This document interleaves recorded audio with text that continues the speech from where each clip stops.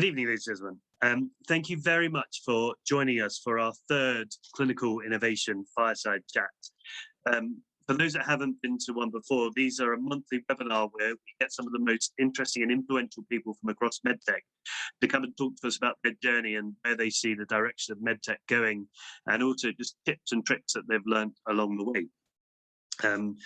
These events are a collaboration between ASiT, the Association of Surgeons in Training, and WeShare.Healthcare.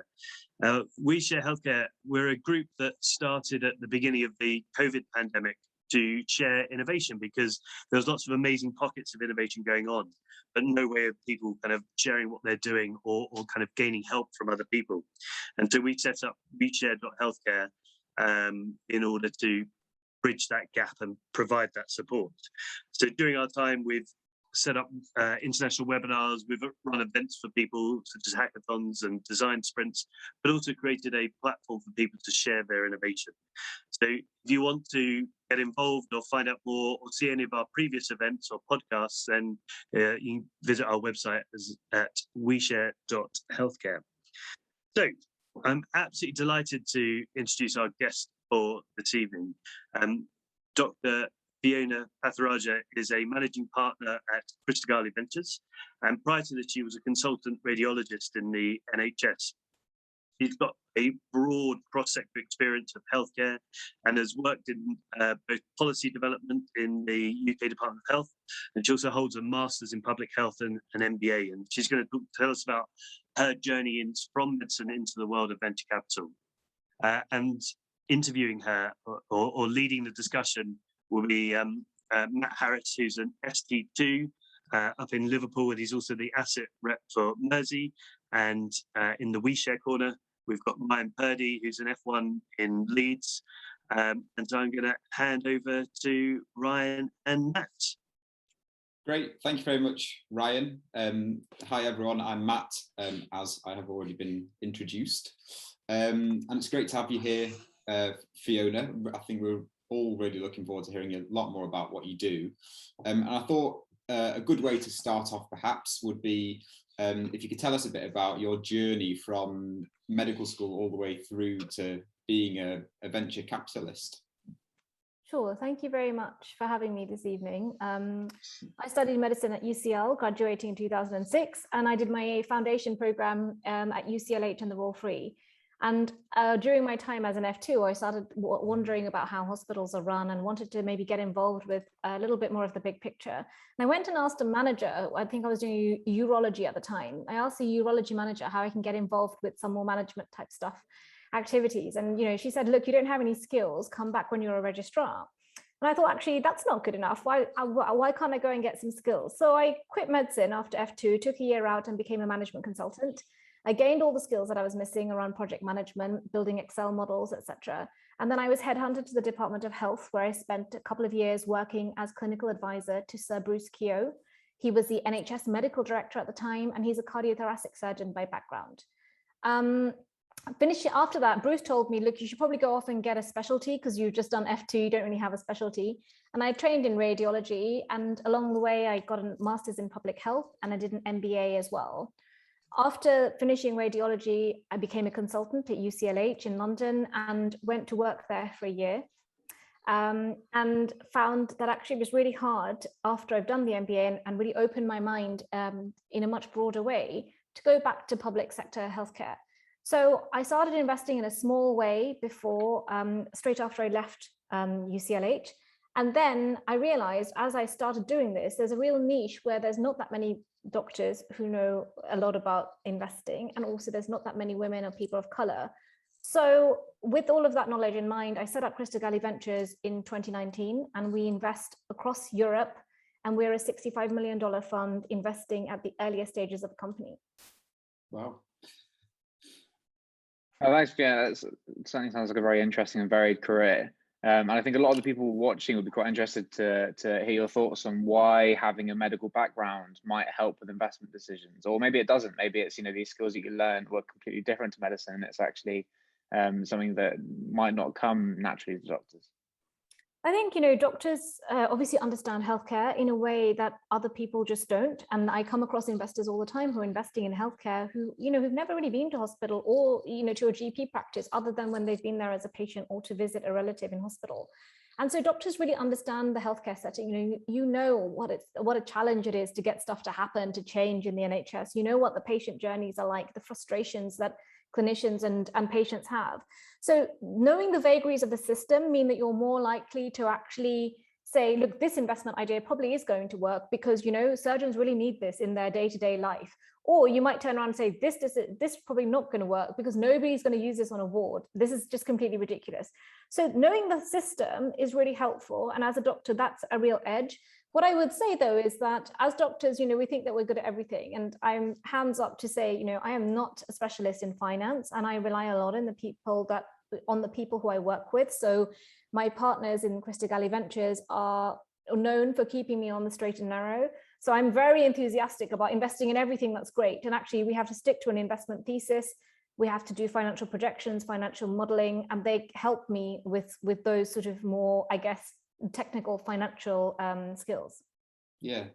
Do you think there's similarities between when you have been working as a doctor and working as, in venture capital at the moment? Are there similarities? Yes, I think that actually, I was thinking about this the other day, that working in VC is a lot like running an MDT. When I was a consultant radiologist, I ran the gynae oncology MDT, and actually, you're having to deal with all these stakeholders. So the person who's running the MDT every day is like, can we add another 10 patients? And you have to sort of manage expectations. You have to deal with the surgeons who are often annoying. You have to deal with the pathologists. There's a huge lot of people you have to deal with as a doctor, especially as a senior doctor. And VC is quite similar to that because you have to deal with the founders. You can't give money to everyone. So you have to deal with the expectation of that. You have to deal with other investors, legal team, all the people that are working with you. And I think that being able to handle people and not being thrown when you've gone off piste is actually something that medics are really good at. And I think that doctors really forget that we have a lot of transferable skills. So even after F2, when I went to become a management consultant, suddenly I wasn't a young doctor. I had all this sort of responsibility. And the people in the management consulting were very much saying, get on with it now, go and, work. Whereas in healthcare, I think we infantilize young doctors a lot. And I think you have to remember, if you're thinking about taking a step outside medicine, that actually, you have a lot of great skills that you can leverage. So as a sort of small introduction to some of the people watching, what does a venture capitalist do day to day? What does an average day look like in your life? So a venture capitalist, a VC, will invest capital or money into a startup company in exchange for a stake of that company. And they invest in that stake in the hope that the company will grow and the value of their investment will grow as well. So the startup, once you give the startup the money will be deployed by the startup in growing. And that means hiring new staff, developing products, marketing, social media, clinical trials. And different venture capitalists will invest at different stages across the whole life cycle of a startup. So I invest at the earlier stages when you might have an idea and 2 or 3 people. Some people are investing when the company has thousands of employees and they're just about to float on the stock exchange. So that's what a VC does. In terms of what I do day to day, I have sort of 3 core functions in my job. So the meeting of founders and having inbound companies saying, look, can you invest in us? And these are all healthcare companies as well. Then I have deep work where I'm doing strategy or diving into a sector to understand it a little bit more. And then there's the networking, which is a key part of what we do. So getting out there, going to conferences, meeting people, that's something that's really important as well. Okay. So you mentioned about how you're more focused at investing in things at an early stage. I think something that I'd be really interested in is to hear kind of a bit more about how people present those early stage ideas to you and what you think perhaps makes a good pitch. We get a lot of inbound companies coming in, both cold and via introductions from other people. And usually someone will send a slide deck, a deck of slides explaining the company. And this will be looked at by a junior in my company. If they think it's good enough, it'll come to me. And if I think it's good enough, I'll take a call one-to-one with the founder to understand, or the founders to understand more about the company. In terms of what makes a good pitch, I think it's just, as with anything, you have to have clear slides, a good aesthetic. If it doesn't look great, it looks like it's been made on Microsoft Paint, I'm not going to invest. And then I think if you're over sort of 10, 12 slides, it's too long. I'm always just skimming to see what I feel about something. So if you're heading into something that's 20, 30 pages long, it's too long, put it into an appendix. Have a clear message. What is the problem you're trying to solve? What is the technology or the service that you're providing? And, when you're pitching, have practiced the thing before. There's a lot of people who seem to have the gift of the gab and think it'll be fine. But actually, if you haven't prepped the numbers and you don't know your area, and it's sort of like doing a Viva. You wouldn't go to a Viva without having practiced. So I think the other obvious thing, which obviously all of you would know because you're surgeons, is that I'm looking for founders who know healthcare. So that sounds very glib, but there's a lot of people who don't have a chief medical officer on board, who don't have any clinical knowledge, and that's fine as long as you've made the effort to understand it. So I think those are the key things that make a standout pitch. Oh, brilliant. So you started to discuss some of the things that you think people need to prioritize in their pitches, but what do you think are sort of a few top priorities that innovators, particularly surgical innovators, that need to make when turning their ideas from conception into a business that can make them money? Yeah, so this is the thing we sort of mentioned before, is the idea that, what is the clinical problem you're trying to solve? I invest in a lot of deep tech or artificial intelligence companies where they're trying to retrofit a great technology to a clinical problem, and that never works. You have to actually find something that you're trying to solve. Sounds simple, but actually it's quite hard. Then you need to think about whether actually this is going to help the people inside hospital. So have you mapped out the workflow of whoever you're trying to help, the GP, the radiologist, the pediatrician? And then I think the more general things than that is actually trying to realize you can't do this effectively part-time. You can start off in a company doing a little bit here and there, but if you are the founder and it's your company, you cannot be doing it part-time because investors just won't want to invest. I've just said no to a company which is coming out of Cambridge where both the founders are full-time. I won't say what type of doctor, they're consultants in the university. And then they said, we're going to work 4 days a week in hospital and 1 day a week in the startup. And it's like, actually, why am I putting my money at risk when you can't take any risks in your career? Then I think there's the idea about building a network, and this is really important. Lots of founders that we see, the company that's a success isn't their first idea. And I think it's about saying, who have you met along the way who can help you as you're scaling? That's really important as well, thinking about the network. And then I think you need to think about funding, because there's only so far that a great idea can get you. If you haven't had any money coming in to test it, to trial it out with your network, then you're not going to make a big successful company. So just perhaps talking a little bit more about the networking side that you've just mentioned. If we do have kind of, potential clinical entrepreneurs, do you have any advice about how to get the most out of networking, or any advice about how to start networking effectively for people who don't have much experience? Yeah, this is an interesting one, because one of my close friends is a consultant anaesthetist who said he hates networking because you can't be yourself. And one of the things I learned in business school is actually that, networking is not about being yourself. It's about who you want to present to the business world. So that's the obvious thing. You who's fighting with your wife, you who's, aggressive to your colleagues, that's not what you want to present. So you try and, think about that.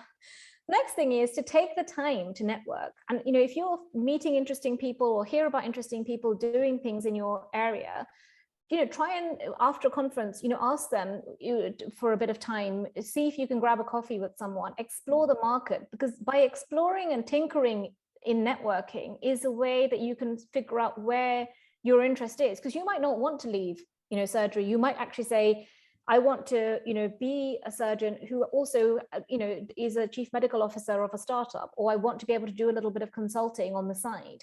But that's something that you can only figure out by going out there and exploring. Then I would say also prototype your career. By that, I mean, trying to figure out who has your ideal career, and then trying to either meet them or meet people like them, so you can reverse engineer and figure out what other steps they took in order to get to where they are now. And I think as a medic as well, I thought a lot about my CV. So I have loads of I post nominals and exams because I was very focused on career. And I think that's something that's a basic thing for anyone, not even about thinking outside. But as a trainee, I used to update my CV every month. Today, as a VC, I update my CV every quarter. And I think that process will help you to just focus a little bit on your career and where you're going. And so you can say, if I want to become a health tech founder or a management consultant, whatever, I don't have X and Y skills. And so I need to bridge that gap between where I am now and where I want to be. And then I think the other thing is, if you have an idea, really talk about it with your friends, with your peer group, test it out, because getting friendly criticism is always much preferred to having investors or whoever it is in the hospital saying, oh no, this is a crap idea. So take the idea and really test it and sort of be a bit flexible in your thinking. That's a really interesting advice, Fiona. And before I sort of launch off that, I just wanted to remind the audience, if you've got any interesting questions, remember to submit them to the Q&A function. We can pick up and ask Fiona. So Fiona, launching off of that, what do you look for in potential investments? Do you think it's better to prioritize a good founder or a good idea? Obviously, ideally both, but is there one that sort of is more important to you? Obviously, the idea has to be unique and something that's interesting. There's not a massive competitor that is doing something the same. Is this startup doing something that's going to be potentially 10 times better than the current solutions? That's something. Also, I'm looking for investments that really know the market, who know healthcare. And I keep talking about this, but it's really important because actually one of our best founders is a guy called Neil Daly from a company called Skin Analytics. They're using artificial intelligence to diagnose skin cancer. And he has spent years, he's not a doctor, he has spent years understanding the pathways on skin cancer, from the commissioning to the dermatologist, to the patient, to the GP. So you can ask him anything and he knows everything about that. And I think that's really important.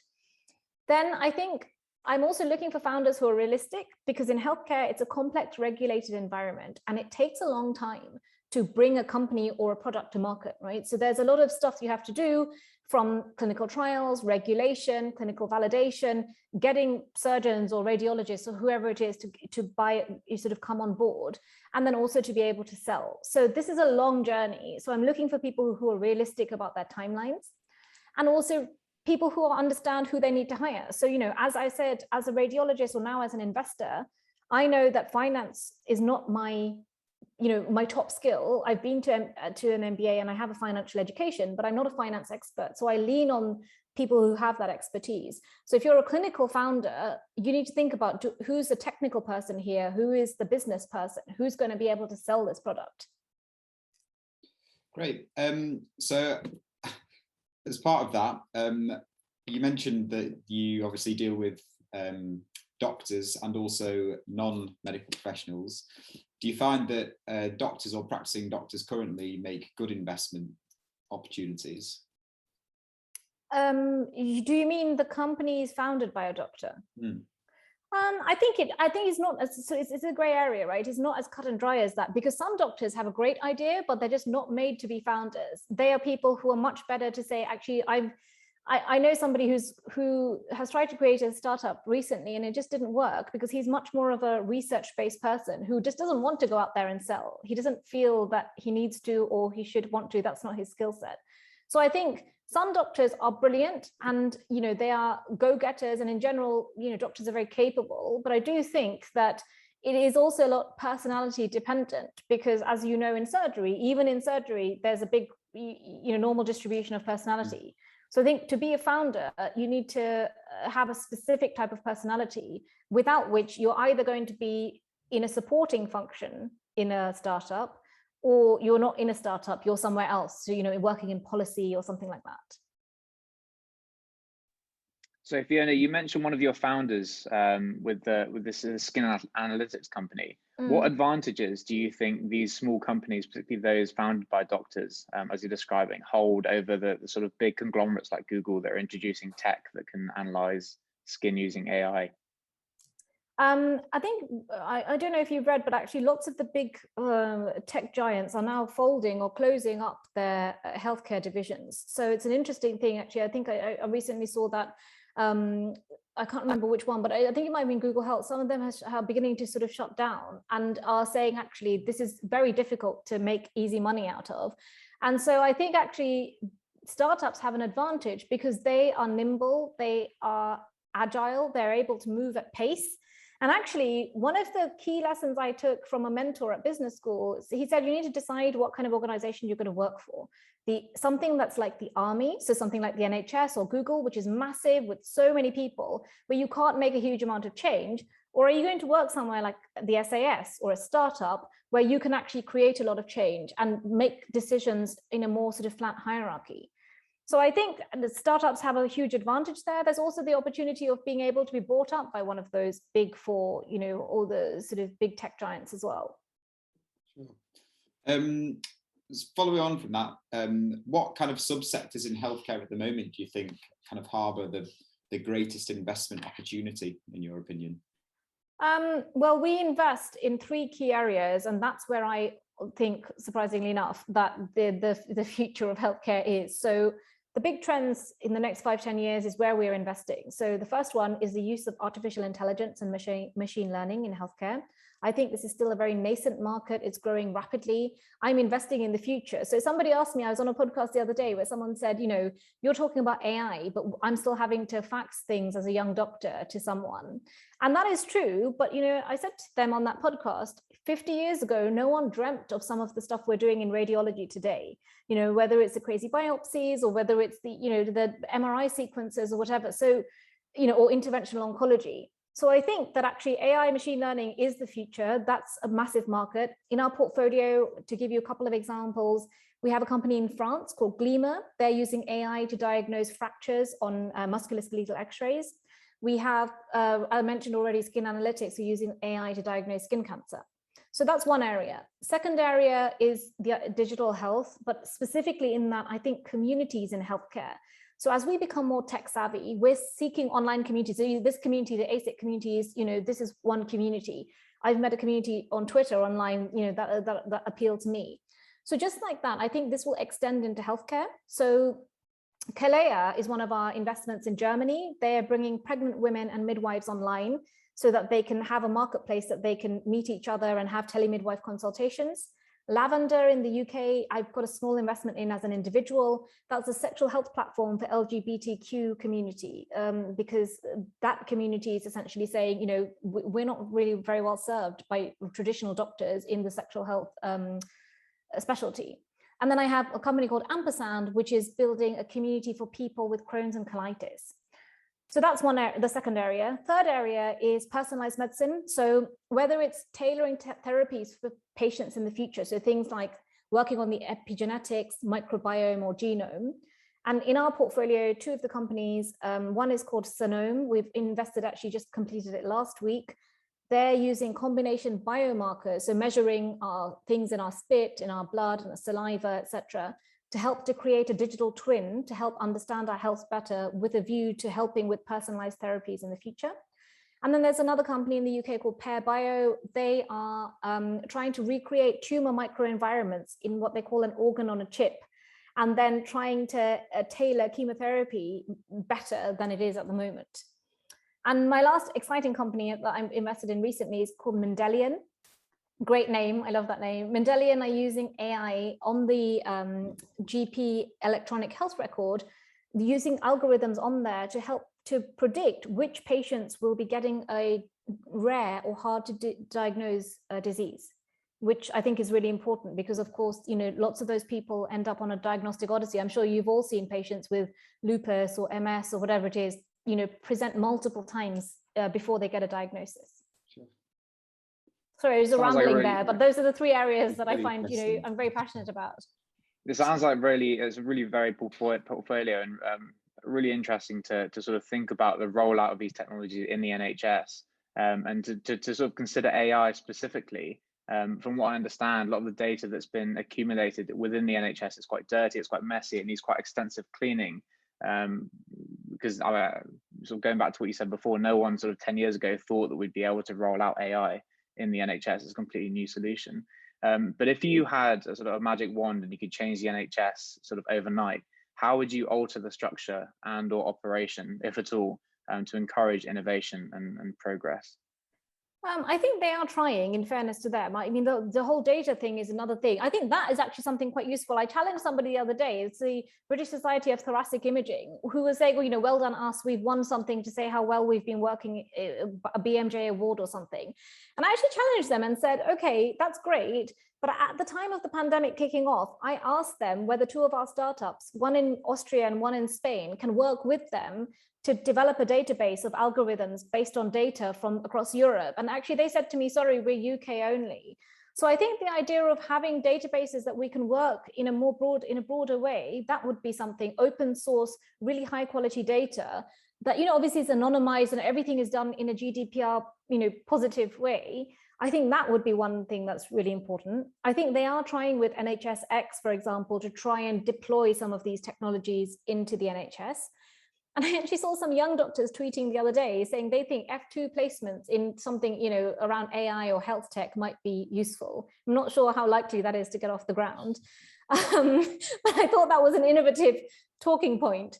And I think that locally, if you have chief innovation officers who are really open to trying to listen to the ideas that are coming from the grassroots, I think that actually would open up a lot of innovation, because doctors and other health professionals have great ideas. But as I found as a young doctor at UCLH, it is sometimes very tricky to make change because you don't know in a huge organization who to contact, what to do, what the right pathway is. And by the time you figured it out, it's time for you to rotate to your next hospital. So those are a few things that I think could be sort of used to improve the way things are being done in the NHS. Absolutely. It's obviously a huge topic with lots of potential change, but kind of talking specifically something you alluded to about kind of foundation trainees being interested about trying to kind of push innovation. What kind of advice would you give to individual kind of foundation or specialty trainees to push their ideas or kind of begin to start the process of innovation in that way?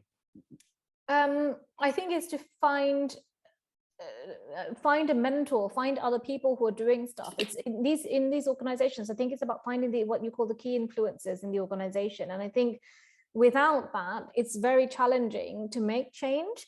And, I haven't been in the NHS now for a long time. So I left in like 2019, I think, or 2018, as was at the end of 2018 is when I left. And I think that one of the things I realized when I was a young radiology trainee, I ran this program. It was Guerrilla AI, we called it. Not AI, QI, quality improvement. And it was trying to get 20 F1 doctors to run quality improvement programs within UCLH. And actually, it was really successful only because all the young doctors wanted to do stuff. So that was great. We have the buy-in from them, but it was sponsored by the medical director, who I managed to somehow convince into this. Then we managed to get a budget, we managed to get things done. And actually, suddenly, because of that buy-in from a senior level, everyone started to support it. But without that, I think it would have been very challenging if you don't know who's the key influencer. And today, I think people at the board level have to listen. So if you're saying, we've got 20 doctors here who want to do X, you can easily raise it with the manager or with the board, and they have to respond to say, actually, we don't think this is a good idea. And if they don't, then they should justify why that is. Yeah.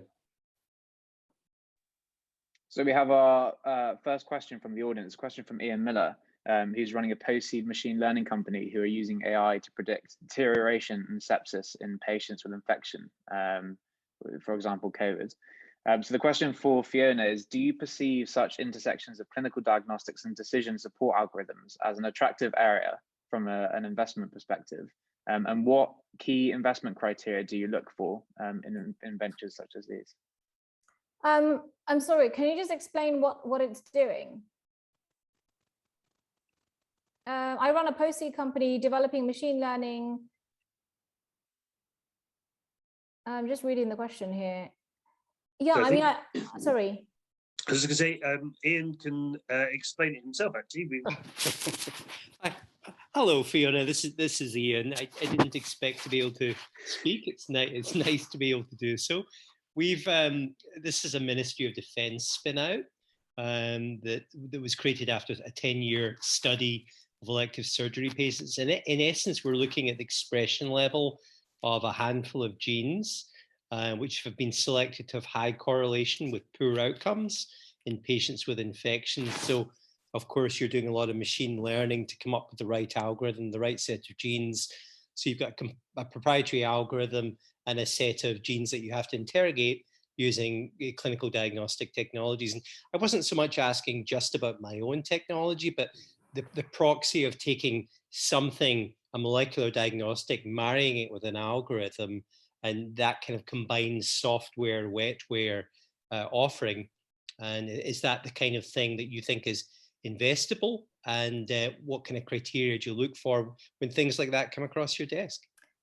Yeah, so we do have an investment in something similar to this, the whole wet lab plus AI, which is what I explained before. Pair Bio is building organs on a chip. So it's essentially that in the lab, they're building this tumor microenvironment where they're testing out different cells. So breast cancer, they build the tumor microarchitecture, then they test chemotherapy on there, and they're running AI over the top to try and, as you say, stratify these patients. So in that company, they've just actually raised quite a lot of money recently. They're quite excited by it. You should all check it out. They're doing some cool things. So one of the things I'm interested in there is actually when you're investing, as you go on, they're looking essentially at obviously the veracity of the algorithms, the data that you've used, but also how many samples. So for example, in that company, to get to a Series A, there's the bigger investors are saying, really, we want to have 100 patients, 150 patients with really tight clinical results, and obviously then getting to a clinical trial where you can compare it to whatever is the gold standard at present.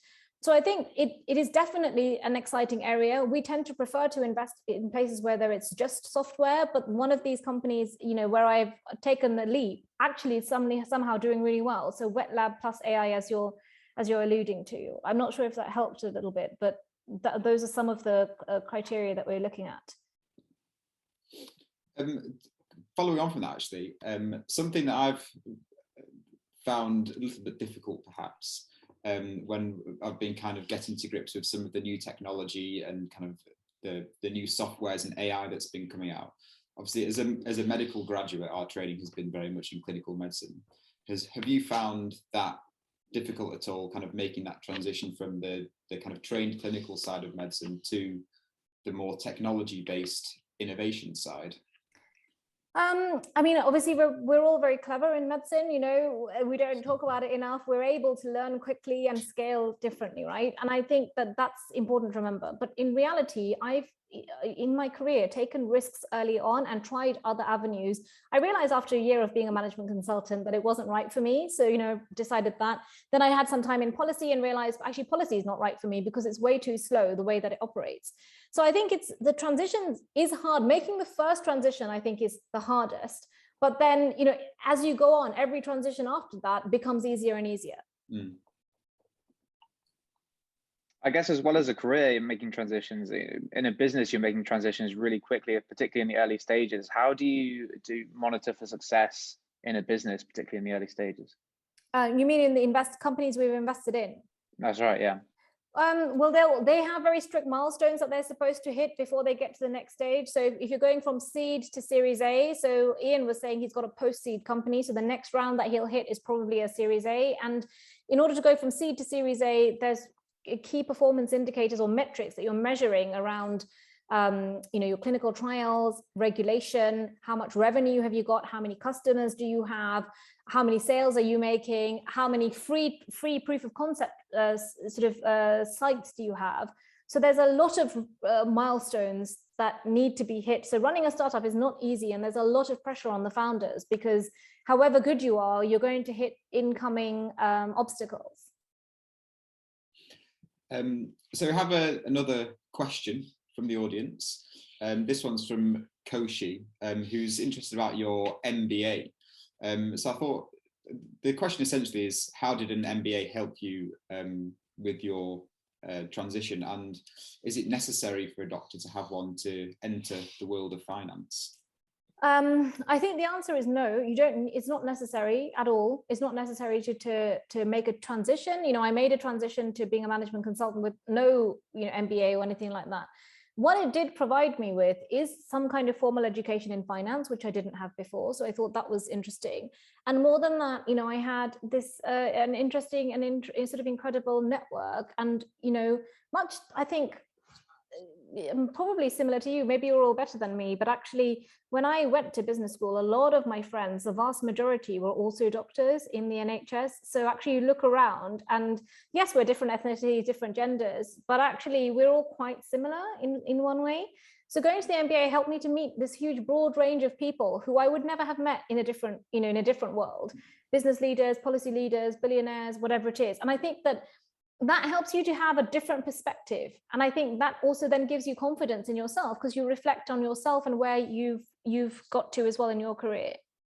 So in answer to the question, is not necessary. Today, if I was to do it, would I do an MBA or not? I mean, I met my real life partner on the MBA, so I think I probably would say yes. But I think if I was more objective than that, I don't think you need to have an MBA to be a success in health tech. I would also think about taking a sabbatical and actually going and working at a startup for a small, you know, for small or long period of time to try and figure out if that's helpful. Sure. Did anything surprise you when you made the transition from medicine to investment?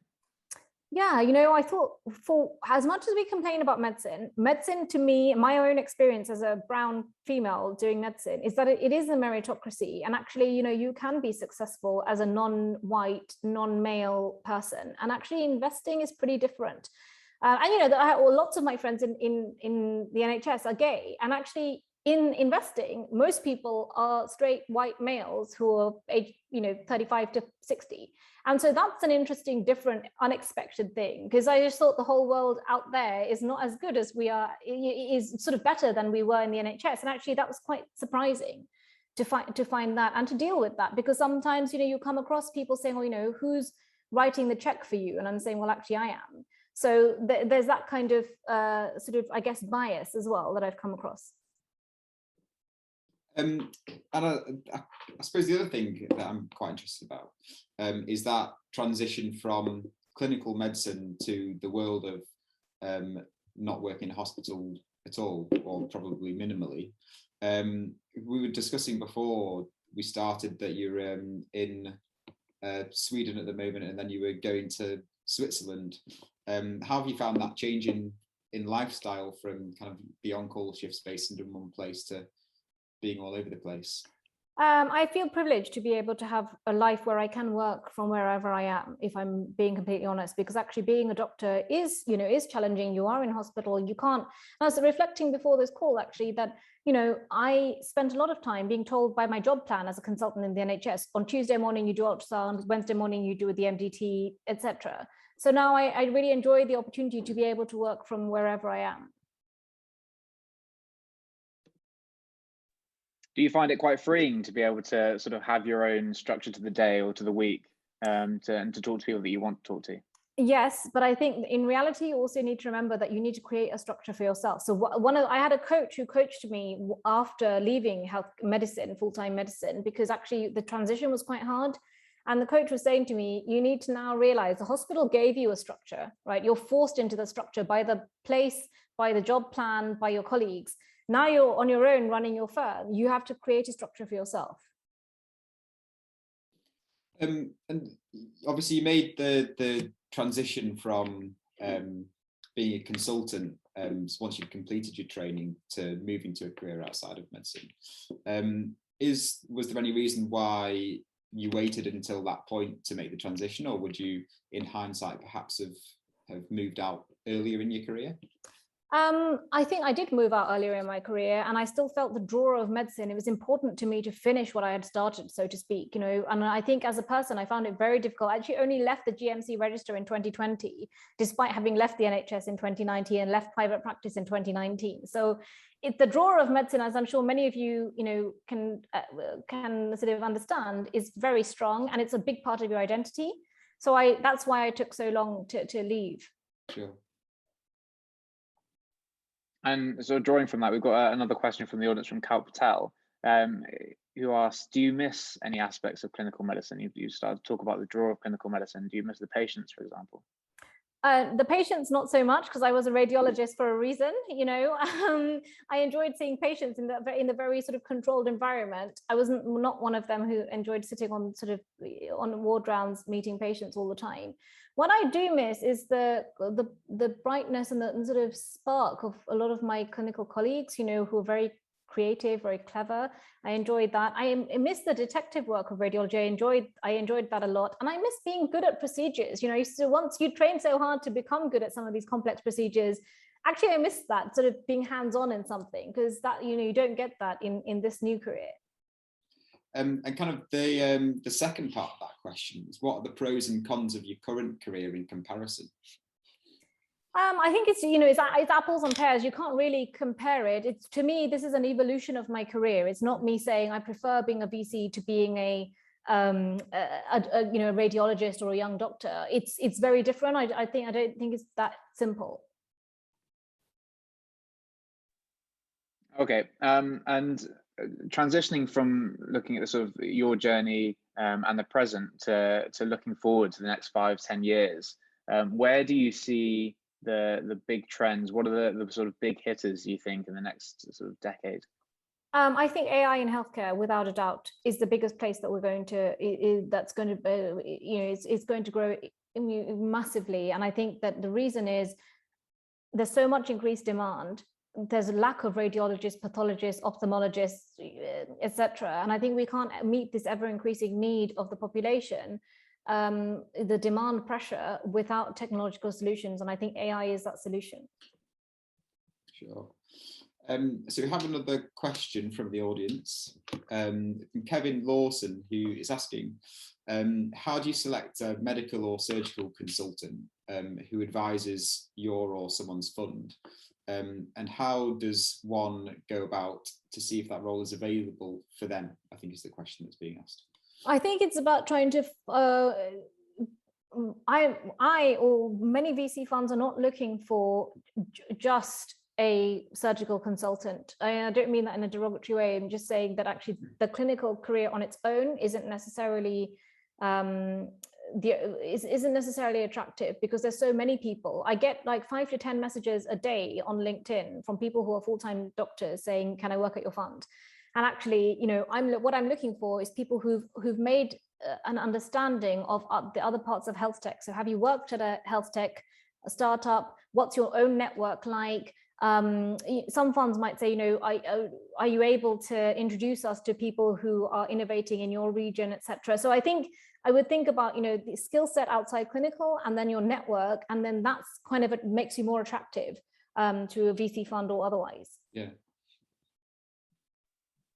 So drawing on that, Fiona, so if someone, a doctor, say a foundation doctor or a surgical trainee, had an idea, for example, a piece of kit, some hardware that would help patients in a certain way, or they wanted to build an app for teaching, for example, during COVID remotely, but they might not possess some of the skills, for example, coding or electrical engineering.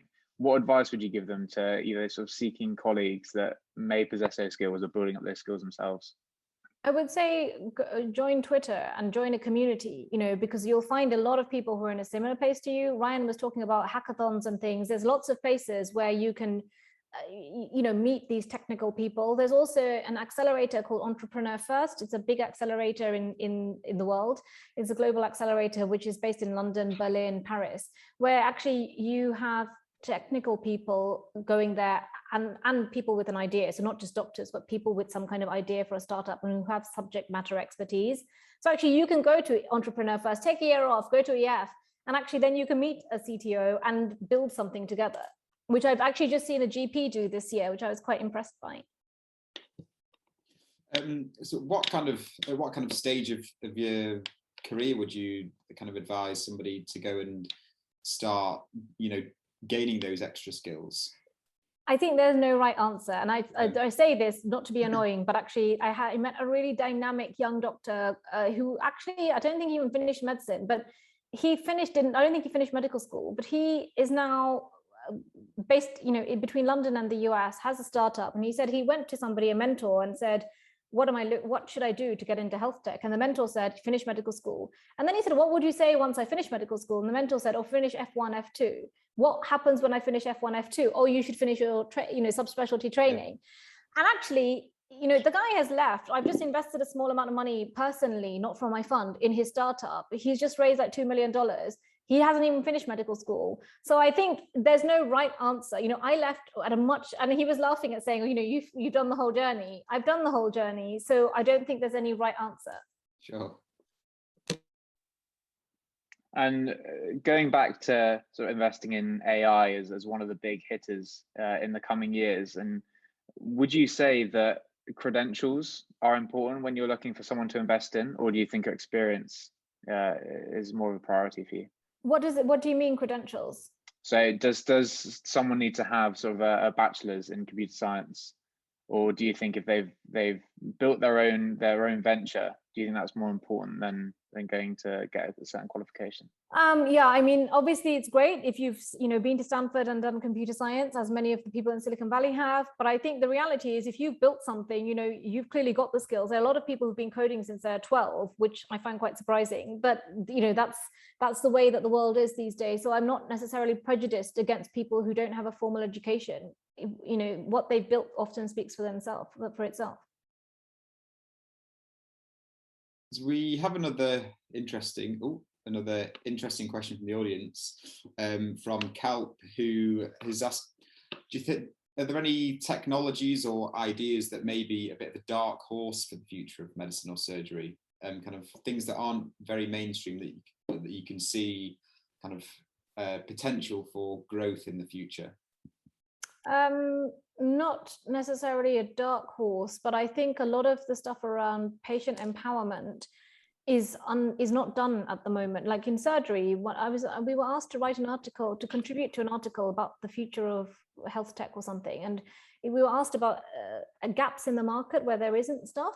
And actually, one of the things that we talked about, my partner wrote it, and he wrote about surgery. Essentially, wouldn't it be great if there was, today, if you're having a knee replacement, you go and see the GP, then you see the surgeon pre-op, you stay in hospital, see the surgeon post-op, have some physio, and that's it. But wouldn't it be great if there was an app that could coach you all the way through this, with just the app, and then also access to a health coach, etc., giving you clinical information that's been written by your doctor, maybe some kind of video of the place that you're going to come to have your surgery. So I think that kind of thing is not necessarily a dark horse, but I think that is the future, where people want to have a much more clear understanding of healthcare. And at the moment, the patient is often an afterthought in the way that we run medicine today. I don't think it's very patient-centric. Mm. You've mentioned some of the ventures that you've invested in already, Fiona, but do you have any examples of sort of one particular pitch that stands out in your memory? Yeah, there's a funny one where there's the company is called Juno Bio. It's a vaginal microbiome company. And she just said, the first line was, I'm so glad you're a female investor, because now I can say the word vagina without sort of getting embarrassed or feeling weird. And I said, oh, what do you mean? And she said, many investors have told her, don't say the word vagina in a pitch, because male investors feel quite turned off by the idea and they don't want to hear it. They want it sugar coated in other words, like female health, gynecology, whatever. So I thought that was quite a funny and sort of prescient thing, because actually, as I said before, a lot of investors are, straight white men. Following on from that, do you think, or do you have any examples for pitches that you thought were particularly good, that kind of come up with little bits of gold that may be good advice for people who potentially planning to pitch an idea in the future? I think it's just people who are very confident in what they're building. Sonome just pitched to me, and they're experienced founders. They built a biomarker company before. They know the ins and outs of it. They are confident, able to speak about anything, and also having the confidence when I've asked a difficult question that they don't know the answer to say, look, just like in medicine, as you get more experience, you get more comfortable with saying, actually, I don't know. Whereas as a F2 SHO young registrar, we often feel that sense of, oh my God, of course I must know this. So I think just confidence is what speaks, and that confidence is both innate and also in their subject matter. Sure. Do you find doctors to be good communicators in terms of delivering a pitch? I think it really depends. I think that in general, funny thing is, I think Americans are better at pitching than British people. It's something that I've noticed. Whatever Americans are saying, they seem to wrap it really nicely. Whereas we're not, I learned that on the MBA as well, whereas we're not traditionally good at selling ourselves in the British culture. And actually, that's quite funny because on Twitter, there's all these, the American doctors have the professional headshots, they have the very professional, the way that they present themselves, whereas the UK doctors, we're not quite the same in that same way, certainly not as trainees. Yeah, absolutely. When I was kind of thinking to myself about what a pitch would be like, my immediate image was Dragon's Den, basically. And now you've kind of told us a bit about what it actually entails. I imagine, COVID has had a fairly big impact on how you've done your day-to-day business. I was just wondering what effect the pandemic has had to you and what's been going on. Yeah, it's just the same as everybody else. Everything's remote, so we take pictures on Zoom, and of course that changes because you can't look somebody in the eye. But at the end of the day, that's the whole world has had to change that, not just VCs. Sure, thank you very much. I can just see Ryan saying, any final questions on the chat? That was for any audience members. We've had some great questions to the audience. So if anyone has a burning question that they want to sneak in before the end, then now's your opportunity. Fiona, can I ask you a question? As I've managed to put myself back in the video. Within medicine, one of the things about medicine is a huge, diverse kind of group of specialties. Where do you think, kind of which subsection of medicine? I know you mentioned surgery and that kind of perioperative period. You mentioned a bit about diagnosis and gynecology and vaginas. Where do you see the kind of key areas within medicine that are probably going to change the most as innovation and medtech and all the exciting things that are going on head towards? I think we're going to start with AI in places that are pattern recognition based. So radiology, dermatology, ophthalmology, histopathology. Those are also places where there's huge demand pressures, where we're running out of pathologists and radiologists. You can't, I always see my radiology colleagues on Twitter say, where are you going to find these extra radiologists? Are you going to grow them on a radiology tree? So I think that those are the places where you're going to start seeing the biggest changes quickly, because actually those are the places that need them the most. And also where AI is easier to work in a place where there is more pattern recognition than somewhere like GP, where it's obviously a whole different ballgame. And what about things like kind of robotics? I'm thinking towards the kind of Future of Surgery Commission report, which saw robotics as a big area of development. Is it an area that you have interest in or kind of see the potential within? I see the potential and the interest in there. We are not investing in robotics because I don't like to invest in hardware, but I do see that as an area that's obviously growing. But how quickly that's going to change the face of surgery, I am less sure of. So as there are no additional questions, or somebody just snuck in at the last possible moment. So a final question from Alex Noah says, in the early stages of the startup, how robust do patents need to be, and how much weight do you put on that kind of first mover advantage, as opposed to waiting till you've got, I suppose, everything protected? Hopefully I've got that across as you hope that. I think that at the very early stages, most people don't have a patent, and they're thinking about how to get that. So often, in order to get a patent, you need money for a patent lawyer, you need money for IP people to look at it.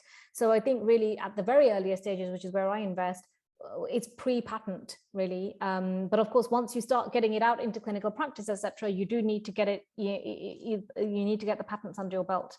But at the early stages, we don't worry about it so much at the beginning. And then presumably just make sure that people have confidentiality and non-disclosures in place. Yes. So a huge thank you. I think that was one of the kind of best hours we've had so far. I thought it was superb, kind of hearing your journey and the kind of amazing tips for people either wanting to go on a similar journey or kind of budding entrepreneurs and what to do. So an absolutely massive thank you, Fiona, for joining us this evening. The session itself will go up on our YouTube page, and we'll also put out the podcast. If you want to kind of find out more about what Fiona's up to, then she's on Twitter. I hope you don't mind me using your Twitter handle at Dr_Fiona. You can follow WeShare at WeShare.Healthcare, and there'll be the next innovation session will be in early November. So just one final time, thank you ever so much, Fiona, for joining us this evening. Thank you for having me. Bye, guys. Thanks. Thanks, Fiona.